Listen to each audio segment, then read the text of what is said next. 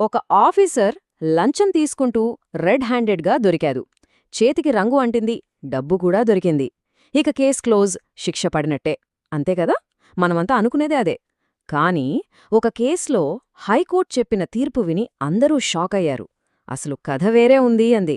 సరే, సింపుల్గా చూద్దాం. ఒక గవర్నమెంట్ ఆఫీసర్ లంచం డబ్బులతో దొరికాడు. చేతులకి కెమికల్ టెస్ట్ చేశారు, అది పాజిటివ్ వచ్చింది. ఇక కేస్ గెలిచినట్టేనా అని అడిగితే మనలో చాలామంది ఎస్, పక్కా గెలిచినట్టే అంటారు. కానీ చట్టం ఎప్పుడూ అంత స్ట్రెయిట్ ఫార్వర్డ్గా ఉండదు. అవును, 2007లో ఒక హైకోర్టు కేసులో ఈ ప్రశ్నకు జవాబు కాదు అని వచ్చింది. విచిత్రమేంటంటే కింది కోర్టులో ఆల్రెడీ శిక్ష పడింది. అయినా సరే హైకోర్టు నిందితులందర్నీ నిర్దోషులుగా వదిలేసింది. ఇంత సాలిడ్గా పక్కాగా కనిపిస్తున్న కేసు ఎలా ఓడిపోయింది? అసలు ఏం జరిగింది?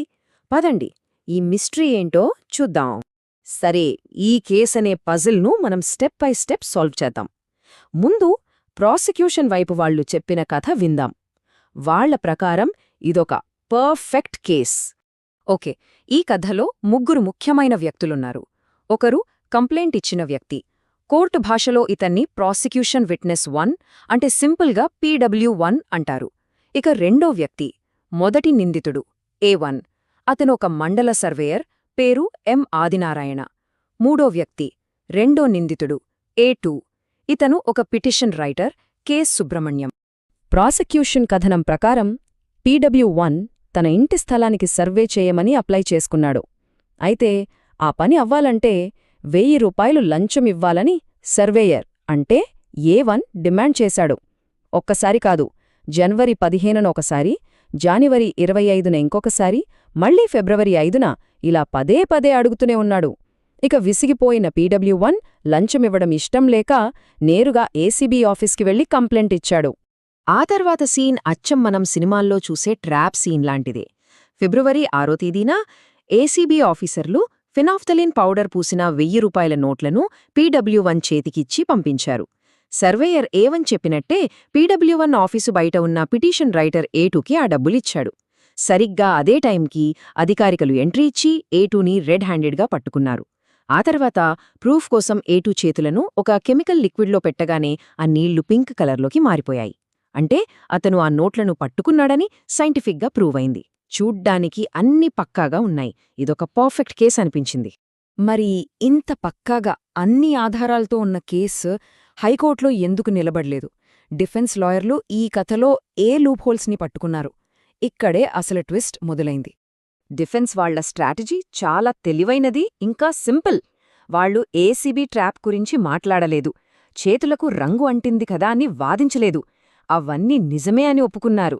కాని వాళ్లు కొట్టిందెక్కడో తెలుసా? అసలీ కథ మొదలైన చోట. అంటే ఈ ట్రాప్ అనే క్లైమాక్స్కు ముందు జరిగిన ఫ్లాష్ బ్యాక్నే వాళ్లు టార్గెట్ చేశారు. ప్రాసిక్యూషన్ కథలో వాళ్లు చూపించిన మొదటి క్రాక్ ఫిర్యాదుదారుడి విశ్వసనీయత.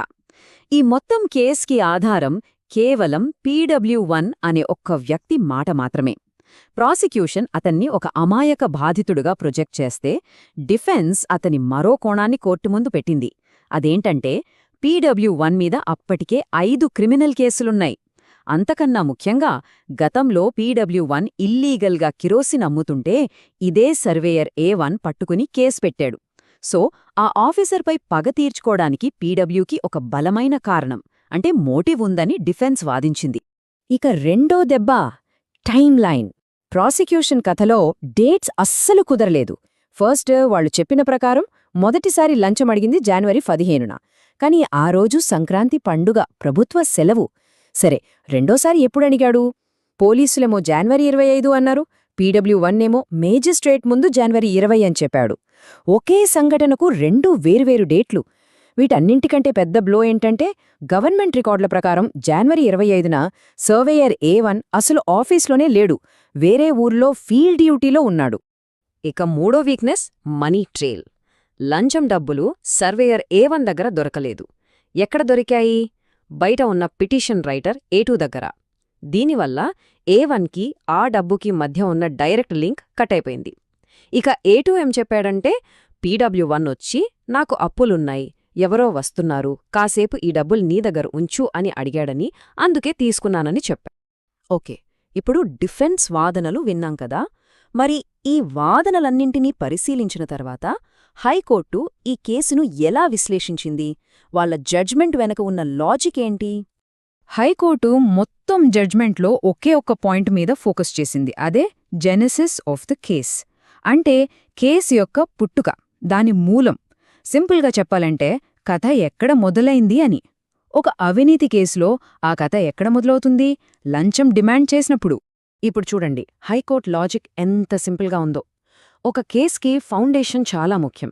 ఆ పునాదే బలహీనంగా ఉంటే దానిమీద కట్టిన మొత్తం కేస్ అనే బిల్డింగ్ కూలిపోతుంది అన్నారు. అంటే లంచం డిమాండ్ అనేది కథకి ఫౌండేషన్. డబ్బు తీసుకుంటూ దొరకడం అనేది ఆ తర్వాత జరిగేది. అసలు ఆ డిమాండ్ జరిగిందనే కథనే నమ్మశక్యంగా లేనప్పుడు ఆ తర్వాత జరిగిన ట్రాప్కి విలువేముంటుంది అని కోర్టు స్పష్టంగా చెప్పింది. సో ఫైనల్గా పైకి పర్ఫెక్ట్గా కనిపించిన ఈ కేసు ఎందుకు ఫెయిల్ అయిందంటే కొన్ని కీలకమైన కారణాలున్నాయి. 1. సాక్షి నమ్మదగినవాడు కాకపోవడం. అతని మాటను బలపరిచే వేరే ఆధారాలు లేవు. 2. కేసు పునాదే అంటే ఆ డిమాండ్ స్టోరీయే చాలా బలహీనంగా ఉంది. అందులో బోలెడు లొసుగులున్నాయి. 3. అసలు డిమాండ్ అనేదే ప్రూవ్ కానప్పుడు డబ్బులు తీసుకోవడాన్ని చట్టపరంగా లంచమని అనలేరు. ఈ బలమైన సందేహాలన్నీ కలిపి నిందితులకే అనుకూలంగా మారాయి. మన చట్టం ప్రకారం బెనిఫిట్ ఆఫ్ డౌట్ ఎప్పుడూ నిందితులకే ఇవ్వాలి కదా. చూసారుగా, ఈ కేసు కేవలం ఒక గెలుపు ఓటమిల గురించి కాదు.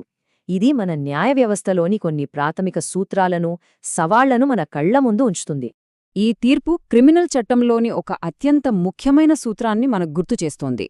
అదేంటంటే కేవలం అనుమానముంటే సరిపోదు, నేరం రుజువు కావాలి.